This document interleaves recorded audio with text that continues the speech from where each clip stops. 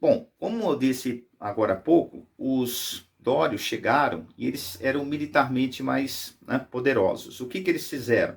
Eles se apropriaram das terras mais férteis, tá? E aí os outros tiveram né, que ir para uma região menos fértil e até mesmo para fora da Grécia, que foi a diáspora, certo? Cuidado, pessoal, com esse tema, tá? A colonização grega sempre aparece. Uma vez, um vestibular fez uma questão interessante. Eles compararam a colonização grega com a colonização da Idade Moderna. Né? Por exemplo, Portugal sobre o Brasil, né? Ou a Espanha sobre a América Hispânica. E é totalmente diferente, tá? Não tem esse sentido, pessoal, né, de exploração, tá? Era simplesmente como eu acabei de relatar, tá? Um grupo de pessoas que ia para fora da Grécia em função das invasões, né, no caso dos dórios, e ali eles formaram, gente, uma cidade. Tinha cidades que eram, inclusive, mais importantes que até as cidades de origem, certo? Eu costumo dar até um exemplo, Tales de Mileto.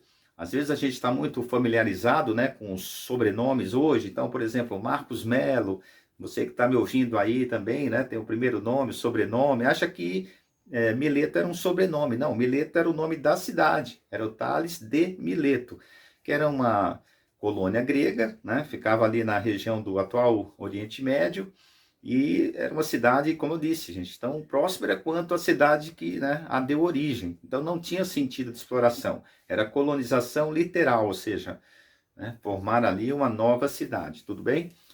Bom, mas continuando, pessoal, o nome Sociedade Gentílica também é uma pista preciosa. Eu vou te explicar na sequência. Então veja, quando você estuda lá em biologia, né, o gene, o que é? Ele vai dar características hereditárias, certo? Às vezes a gente fala, por exemplo, olha, era uma doença genética, certo? Porque veio da família. Então, olha só que interessante, pessoal. Eu vou citar as características, depois nós vamos pensar juntos. As características da sociedade gentílica era a existência de um pater família, ela era caracterizada por laços de parentesco, ela era igualitária, autossuficiente e predominantemente rural. Olha, gente, agora, muitas vezes o que o aluno faz? Ele fica decorando essas características. É o que eu quero que você não faça. Não temos que estudar história de forma, né, pessoal, com aquela visão decoreba. O programa, né, longo, pessoal. Você tem outras disciplinas para estudar, é humanamente impossível ficar decorando tudo. A minha sugestão aqui é essa, você criar seus portos seguros. Você tem que dialogar com o que você está lendo. Então, olha só, gene, sociedade gentílica, você vai lembrar, opa, então vamos pensar na primeira que eu citei. Pater família, veja, né? Gene, família, parentesco. Então você vai associando as coisas. Você que é de exato, você gosta de lógica, né? Olha a lógica que tem aí. Óbvio que às vezes, pessoal, uma situação ou outra pode fugir, mas tem essa lógica também.